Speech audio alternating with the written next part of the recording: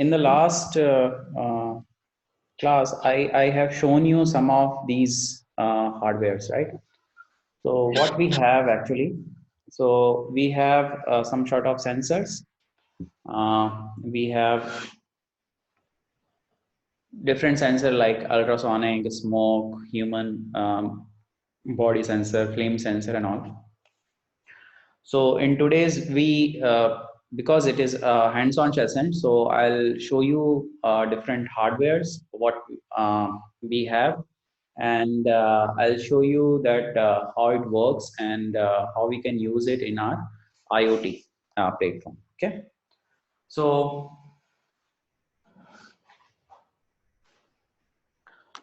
I have some kits available with me, and if you'll see,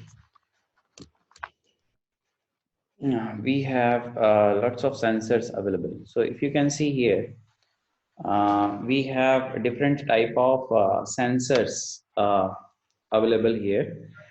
This is the list of all the sensors that are available. So this is the kit that used to come with the IoT. If you ask online or if you want to purchase offline, that you can purchase it, and we have different type of sensors available. So here in this, we have around more than 30 sensors which is available. And for today hands-on, we'll use some of the sensors.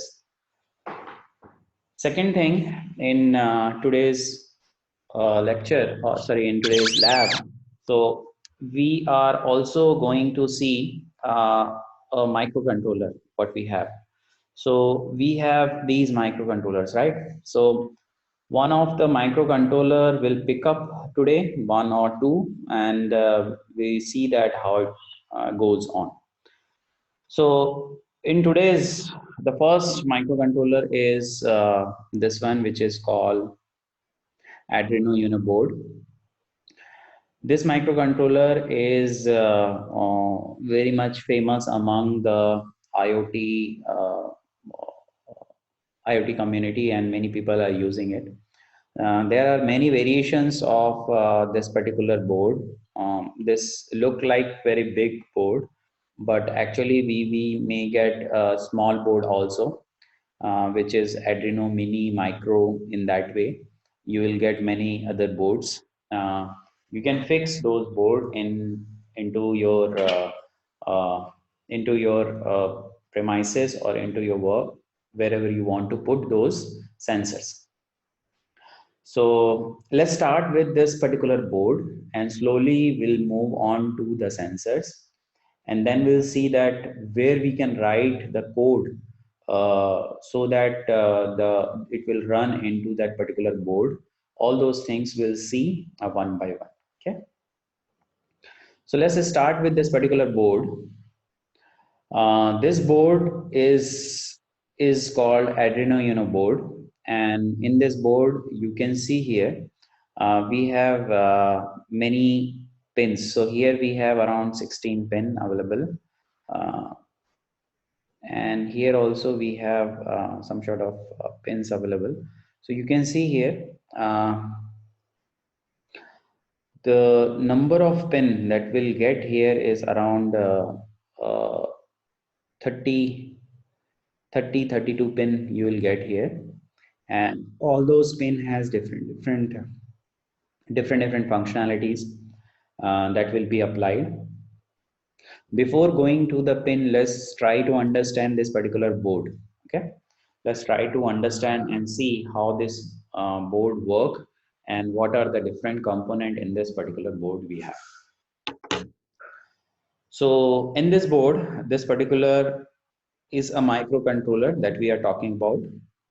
This microcontroller is Atmega 328 microcontroller integrated chip, and this is you can see the heart of this particular board, where all the processing used to be done.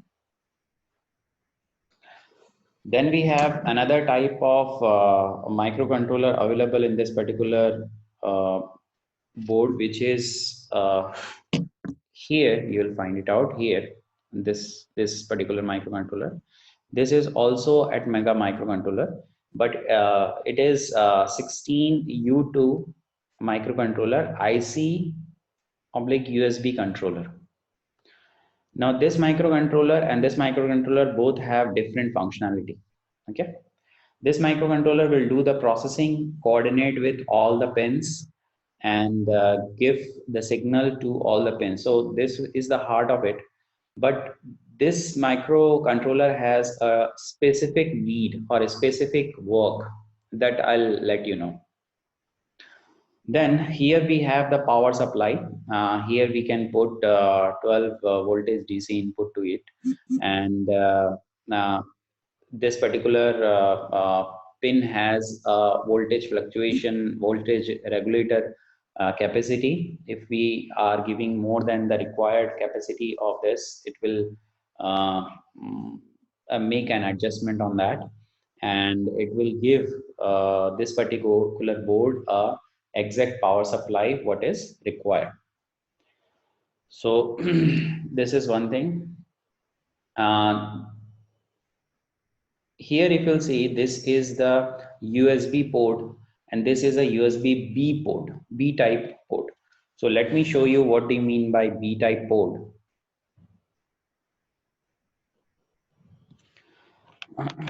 This particular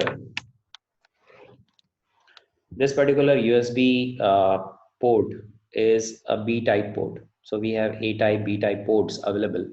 And you can see this USB, this is your A type pin, this is your B. And in some mobile phone, you may find C type port also in today's generation mobile phone, where we have the requirement of fast charging. Over there you can find it out. Okay. And this is the board that we are talking about. This is the Arduino Uno board, and this particular board, the cost of this particular board is very less. You can find this board in 500 550 into 600 range. Okay. So this is very cost effective board to learn the IoT and to make the IoT infrastructure.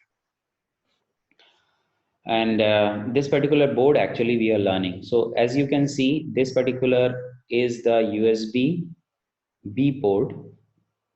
This USB B port is connected with this mail, this port, and will give the power supply from here. We can give the power supply from here, uh, as well as we can give the or we can upload the program here in this with the help of this particular USB port. Okay, so this USB port is connected, will be connected to my laptop, and I can give the power supply, as well as I can give uh, I can upload the program in this particular board. Okay, this board is of 8-bit board, means at one clock cycle 8-bit will be executed in this particular microcontroller. The internal memory capacity is 32 KB memory it has, and we can have this particular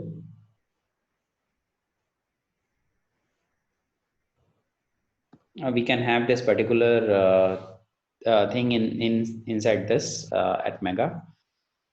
Then, as I told you, this is for the voltage supply. Here we cannot send the data or the program. Here actually we can put the program, or we can send the program into it, as well as we can provide the voltage to the board. Now, this particular microcontroller that I am talking about, this particular microcontroller is used to convert the high level language that will create into the machine understandable language. So it will convert into the assembly language, so that this device can understand the the program. So it is very essential part of this particular board, so that the high level language will be converted into low level program. This is the reset button that if we want to reset, or if we want that whatever program is going on, if you want to reset it, we can just reset it from the beginning. Then we have some pins here. One is this is the USB interface pin. There is a 12 serial clock. This is a serial data pin.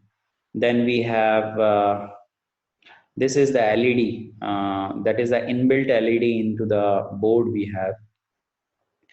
This LED and this LED will be working if this board is doing some sort of data transmission and data reception. Okay. Then for the reception and the data transmission and the data reception, we have these two pin, TXT and RXT pin. That is for the transmission the data and reception the data. If we'll use some Bluetooth module here, or if we'll use some RF module here for the data transmission, we can do that. These two are the pin dedicated for the interrupts. If you want to put some interrupt into the board, that we can do it. So all these are some sort of digital pin. Here it is here from 0 to up to 13. We can use it for the digital pin. The requirement of the digital pin is to make the connectivity with the help of with the sensors.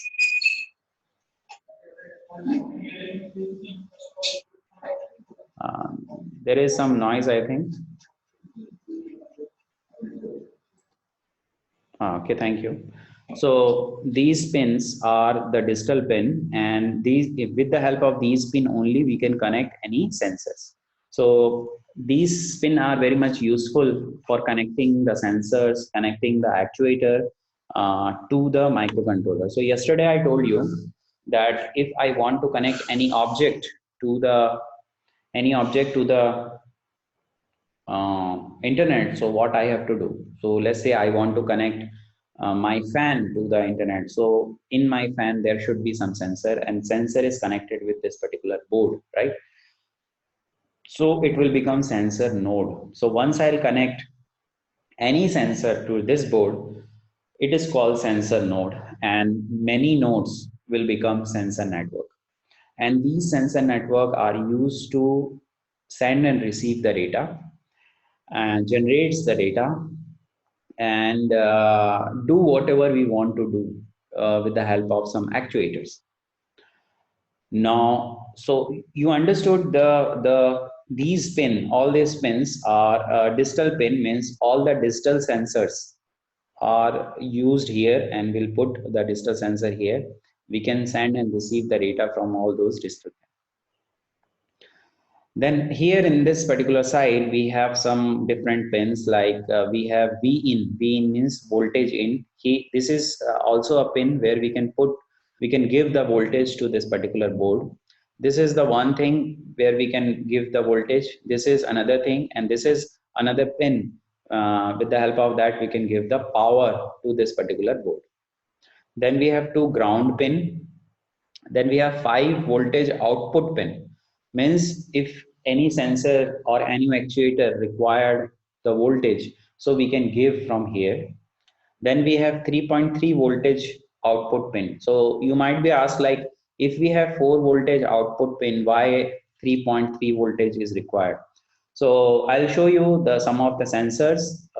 They are working in 5 voltage, and some of the sensors, they are working in 3.3 voltage supply. So that's why they have the provision to give two different type of voltage output. Then this is again a reset pin. This is IO reference voltage pin. This is actually not connected to this particular at Mega. Then we have some analog pin. This analog pin is used to connect analog sensors. So we have two type of sensor actually. Digital sensor are used to generate the digital data, and analog sensor used to generate the analog data. We also have A to D converter here in this particular microcontroller. That A to D converter will convert the analog data to the digital data. Okay.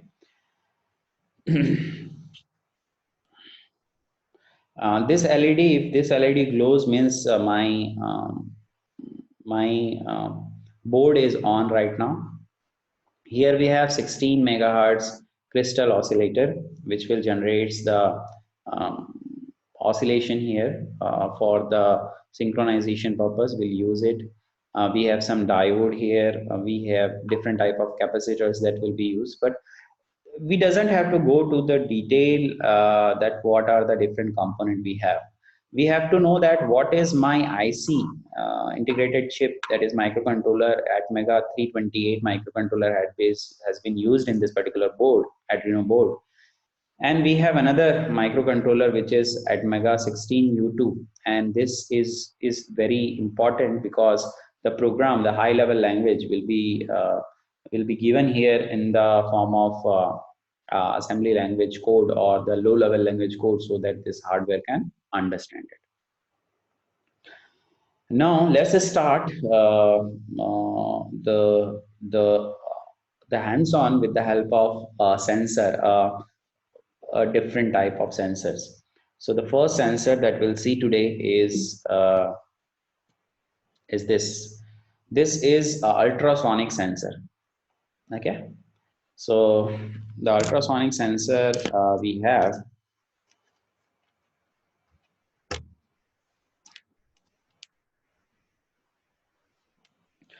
This ultrasonic sensor has the phenomena. Phenomena means uh, based on the ultrasonic waves, if it will be reflected by any object, so based on the distance it travels or how much time it took to travel a distance from that particular echo to the trigger, it will calculate the distance in we can calculate in centimeter or meter, whatever we want. So ultimately it will tell you that how much far my object is. Okay. So the range is around 24, I think 240 centimeter range is there of that particular ultrasonic sensor, that up to 240 centimeter it can capture in an ideal case, that the distance from that sensor to the object, any object. Okay.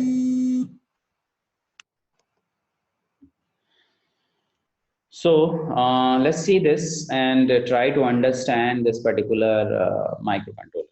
Okay. Uh, I'll show you this microcontroller here. If you can see this, this is the microcontroller that we are talking about. This microcontroller has two parts, as we can see here. One is the receiver and another is the sender. So this you can see, I think you can see here, one is written T. So this particular part, okay, so yeah, so this particular part, this one is for the transmission and this one is for the reception. So this will transmit the ultrasonic waves, and this is going to receive the ultrasonic waves based on the reflection from the object. Okay. This is a type of sensor that will apply into the Arduino Uno board and try to understand the applicability of this particular sensor. Every sensor has some pins. Okay, so based on the pin, they will be connected to the board. So here you can see that there are okay. If you can see, there are 4 pins available. So the first pin from this particular corner, you can see. Okay, okay. From here, if you'll see, so the first pin is the VCC pin, then we have the trigger pin, then we have the echo pin, and the last one is the ground pin. So you can see this is the ground pin. Ground pin will put into the ground, A VCC pin, with the help of VCC pin, will give the voltage to this particular microcontroller. Then we have to put one pin to the echo and one pin to the trigger.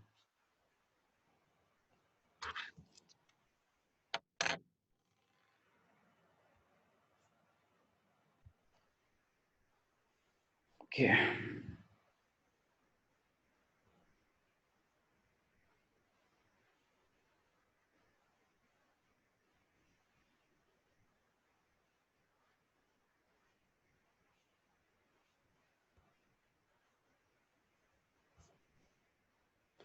So here what I want to show you is, I want to show you this particular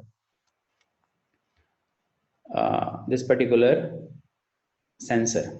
Okay, as you can see, this is for the transmission, this is for the reception, and here you give the VCC is for the power voltage. So you give the voltage to this particular sensor. Then you have the trigger, and you have the echo pin and the ground pin.